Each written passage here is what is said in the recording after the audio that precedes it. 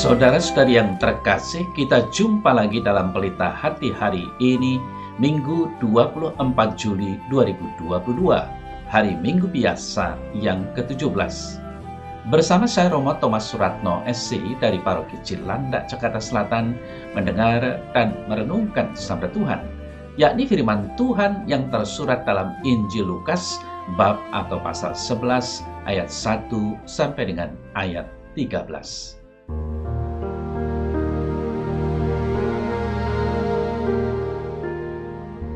Pada suatu kali, Yesus sedang berdoa di salah satu tempat.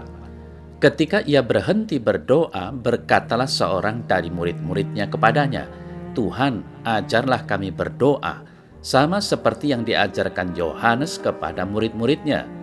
Jawab Yesus kepada mereka, "Apabila kamu berdoa, katakanlah, Bapa, dikuduskanlah namamu, datanglah kerajaanmu. Berikanlah kami setiap hari makanan kami yang secukupnya, dan ampunilah kami akan dosa kami, sebab kami pun mengampuni setiap orang yang bersalah kepada kami, dan janganlah membawa kami ke dalam pencobaan." Lalu katanya kepada mereka, "Jika seorang di antara kamu pada tengah malam pergi ke rumah seorang sahabatnya dan berkata kepadanya, 'Saudara, pinjamkanlah kepadaku 3 roti, sebab seorang sahabatku yang sedang berada dalam perjalanan singgah ke rumahku, dan aku tidak mempunyai apa-apa untuk dihidangkan kepadanya.' Masakan ia yang di dalam rumah itu akan menjawab, 'Jangan mengganggu aku, pintu sudah tertutup dan aku serta anak-anakku sudah tidur. Aku tidak dapat bangun dan memberikannya kepada saudara.' Aku berkata kepadamu, sekalipun ia tidak mau bangun dan memberikannya kepadanya karena orang itu adalah sahabatnya, namun karena sikapnya yang tidak malu itu, ia akan bangun juga dan memberikan kepadanya apa yang diperlukannya. Oleh karena itu, aku berkata kepadamu, mintalah maka akan diberikan kepadamu, carilah maka kamu akan mendapat, ketoklah maka pintu akan dibukakan bagimu. Karena setiap orang yang meminta, menerima, dan setiap orang yang mencari, mendapat, dan setiap orang yang mengetuk, baginya pintu dibukakan. Maka manakah di antara kamu, jika anaknya minta ikan daripadanya, akan memberikan ular kepada anaknya itu ganti ikan? Atau jika ia minta telur, akan memberikan kepadanya kalajengking? Jadi jika kamu yang jahat tahu memberi pemberian yang baik kepada anak-anakmu, apalagi Bapamu yang di sorga, ia akan memberikan Roh Kudus kepada mereka yang meminta kepadanya."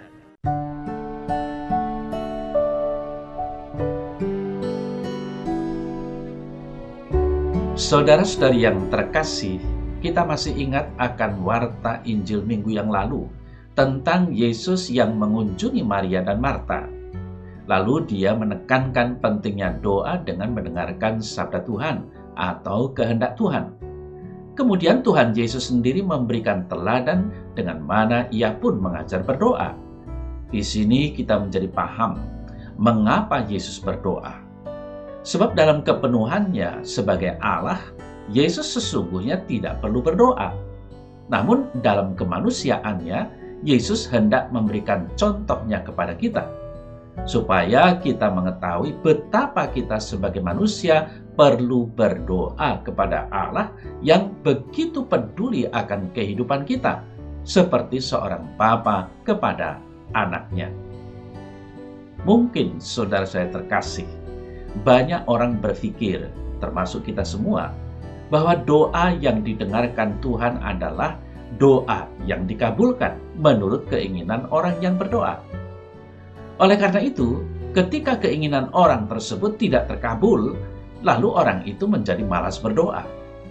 Padahal, sebagaimana Injil yang telah diwartakan dan diajarkan minggu lalu, doa itu sangatlah penting. Namun, doa yang dimaksud bukanlah semata-mata permohonan, tetapi juga mendengarkan firman Tuhan atau mendengarkan kehendak Tuhan. Maka dari itu, saudara saya terkasih, Ketika murid-murid Yesus memintanya untuk mengajar mereka berdoa, Yesus mengajarkan doa Bapa kami. Dan Yesus pun segera mengajarkan perumpamaan tentang seseorang yang dengan tidak malu-malu meminta bantuan kepada sahabatnya untuk meminjamkan roti untuk menjamu tamunya. Mengapa Yesus mengajarkan perumpamaan ini? Saudara-saudari yang terkasih, Santo Cyrillus berkata, dapat terjadi mereka yang telah menerima ajaran yang baik ini, maksudnya tentang doa Bapa kami, mencurahkan doa-doa mereka dengan rumusan seperti yang diajarkan itu, tetapi secara sembrono dan tak bersemangat. Dan ketika doa pertama atau kedua kali mereka merasa tidak didengarkan, mereka berhenti berdoa. Supaya ini tidak terjadi pada kita, ia menunjukkan dengan perumpamaan bahwa sikap pengecut dalam doa itu merugikan diri sendiri, tetapi adalah bermanfaat jika kita memiliki kesabaran dalam doa. Saudara saya terkasih, sabar dalam doa maksudnya adalah tetap berdoa, meski nampaknya permohonan belum terjawab. Maka Yesus menghendaki diri kita tidak menjadi suam-suam kuku dan malas berdoa, tetapi sebaliknya tekun dan bersungguh-sungguh dalam doa-doa kita. Bahkan tidak perlu malu-malu untuk menyatakan permohonan kita kepada Tuhan, seperti juga telah dilakukan oleh Abraham dalam kitab Kejadian 18 ayat 20 sampai dengan 33. Tuhan Yesus berkata, mintalah maka kamu akan mendapat. Lalu saudara saya terkasih, bagaimana sebaiknya permintaan kita agar dikabulkan? Dalam warta Injil tadi kita mengetahui bahwa Tuhan Yesus memberi perumpamaan berikutnya, yakni perumpamaan seorang bapa yang tidak memberi batu kalau anaknya minta roti. Santo Cyrillus melanjutkan demikian. Penyelamat kita memberi pengajaran yang penting, sebab sering kita gegabah karena dorongan kesenangan menyerah kepada keinginan-keinginan yang merugikan. Ketika kita meminta hal-hal seperti ini dari Allah, kita tidak akan memperolehnya. Untuk menunjukkan ini, Yesus memberi sebuah contoh dari hal-hal yang terjadi di sekitar kita dalam kehidupan sehari-hari. Sebab ketika anakmu meminta roti kepadamu, kamu akan memberikannya dengan senang hati, sebab ia meminta makanan yang berguna. Tetapi saudara-saudari yang terkasih, jika karena ketidaktahuan ia, sang anak, minta batu untuk dimakan, maka kamu tidak akan memberikannya, namun justru akan menghalanginya untuk memenuhi keinginannya yang merugikan. Demikian juga dengan argumen ikan dan ular, telur dan kalajengking. Dari contoh yang diberikan, ia menyimpulkan, jika kamu, kita manusia yang jahat ini, tahu bagaimana memberikan pemberian yang baik, betapa Bapamu di sorga jauh melampaui dalam memberi yang baik. Ya, Bapa di sorga akan memberikan yang terbaik bagi kita. Ia akan memberikan Roh Kudus kepada siapapun yang meminta kepadanya. Maka saudara saya terkasih, marilah dalam keheningan hati kita memeriksa batin kita. Bagaimana dengan doa-doa kita selama ini? Apakah kita berdoa dengan tekun dan bersungguh-sungguh?